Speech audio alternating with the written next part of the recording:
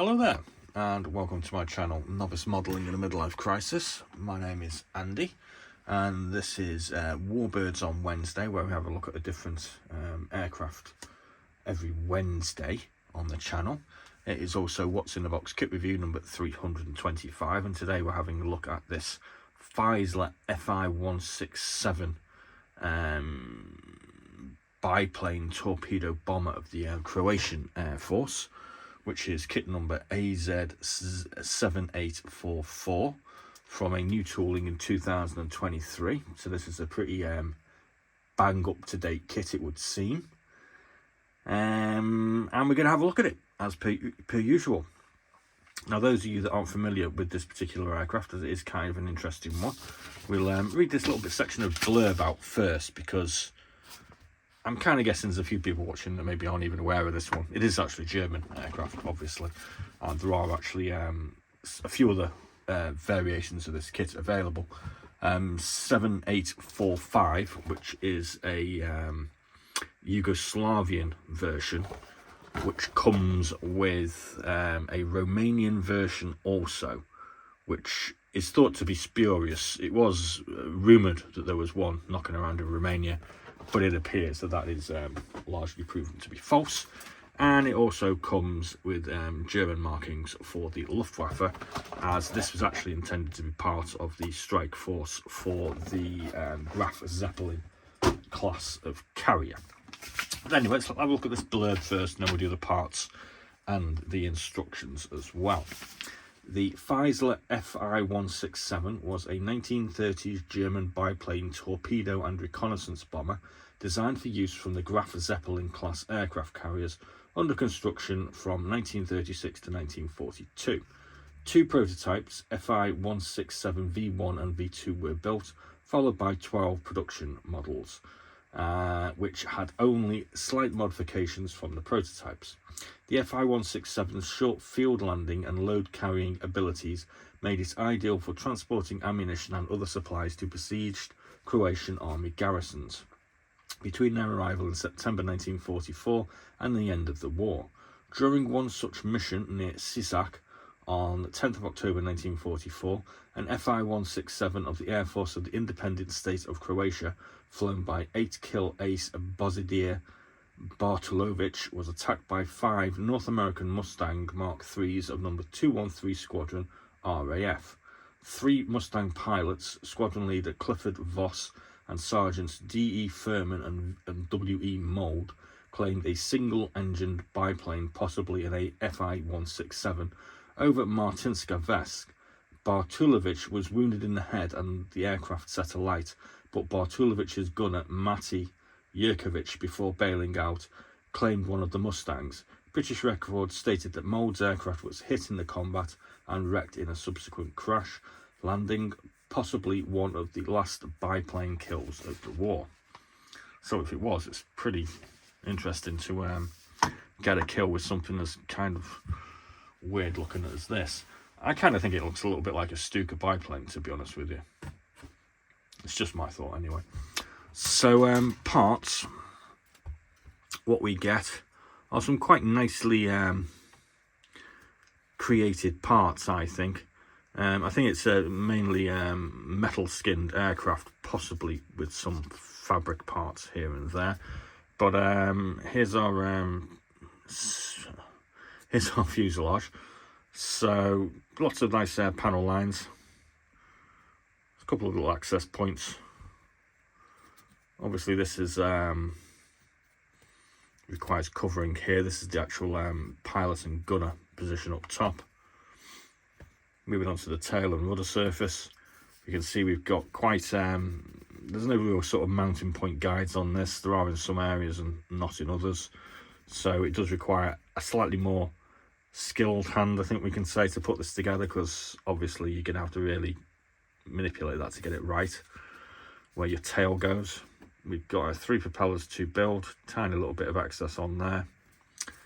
There's our rear machine gun, MG34, I guess. Not too sure what that is. Aerial. I don't know what that is. A little hook. We've got parts of our supports for our upper and lower wings. Got a seat. More support struts. More support struts. Cockpit floor. This is pretty well detailed, that actually, for a cockpit floor. These support struts are going to go here at the forward end of the fuselage. Got a large vent to stick underneath our engine. I'm thinking they're the engine manifolds. Yeah, I'm thinking they're the engine manifolds. Got a tail wheel. Interior of the cockpit has got some detail on it. Both sides, obviously. So that would appear to be the top surface of the bottom wing. And you can see we've got some little mounting points here.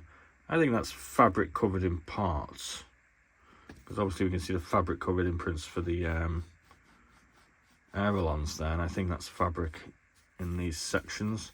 That's where the fuselage goes, obviously. Some nice-ish detail going on the undersurfaces. These are the mounting points for our fixed undercarriage. Again, there's no pins and holes or anything like that. It's just stick it on there. That is going to be the upper surface of the top wing. Again, you can see these sort of fabric areas and metal areas. Curiously though, I mean, you've got these little dimples here and here and here and here, and these are the mounting points for our support struts, which we'll hold in the bottom wing, stick a little pin in. So we've got a little pin here, and now we have dimples, so obviously these are going to have to be drilled out. And this isn't a sort of glitch. I've checked this on the other 2 aircraft that I've got, so that's kind of bizarre. On one wing you don't have to drill where your support struts go in, and on this one you do. I'm not too sure about that AZ, to be honest with you. We've got a torpedo, obviously not usable in our Croatian version. We have our tail surfaces here and our wheel spats with our enclosed undercarriage wheels. A quite nicely detailed cockpit interior set with a pilot section, and it looks like the rear gunner's radio sort of section. Got a spinner and the propeller mounting. So let's have a look at these other bits. We've got a partially open, partially enclosed cockpit canopy. Looks all right. And we have, I think there's 3 different versions on this. Yeah, 4806 and 4807 and 4803. So we get the quite nice sort of Yugoslav cross variation and the Croatian German cross variation and the Croatian roundel shield. We get some decal harnesses as well. They'll look quite nice.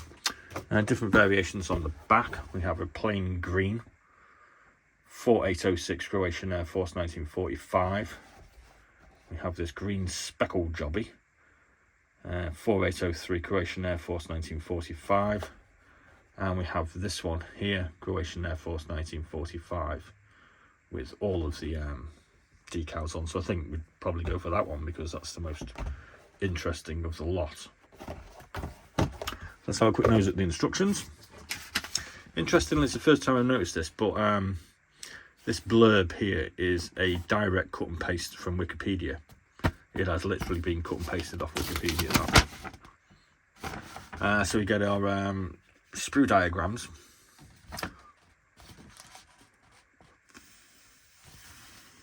We only get a sprue diagram for one. Oh, that's weird. We only get a sprue diagram for one sprue.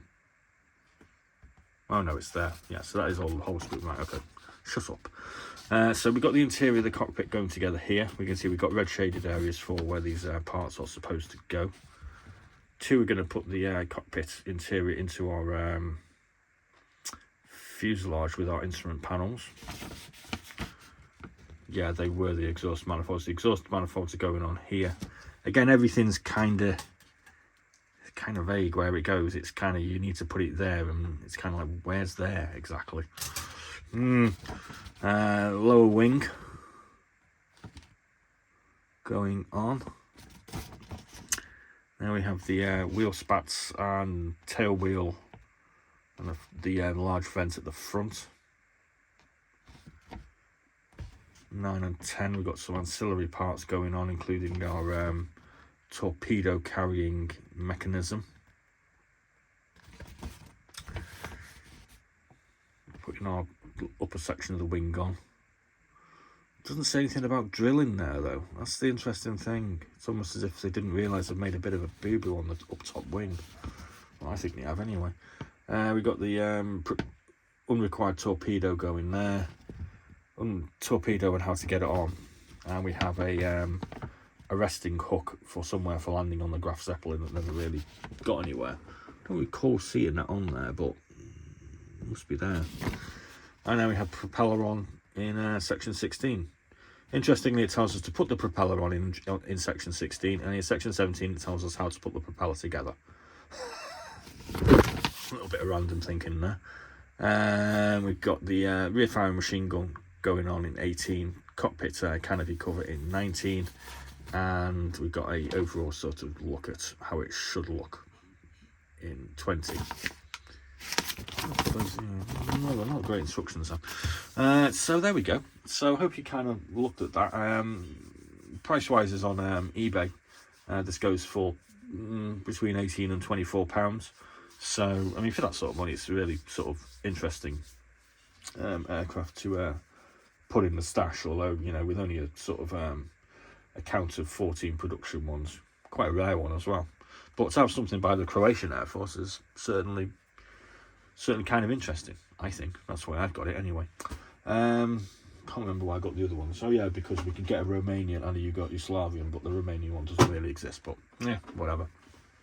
So thanks very much for watching, and please do remember to check out some of the other 324 What's in the Box kit reviews on the channel. They're all, I can assure you, as interesting as well presented as this one. And as always, thanks for watching. Give us a thumbs up and be seeing you.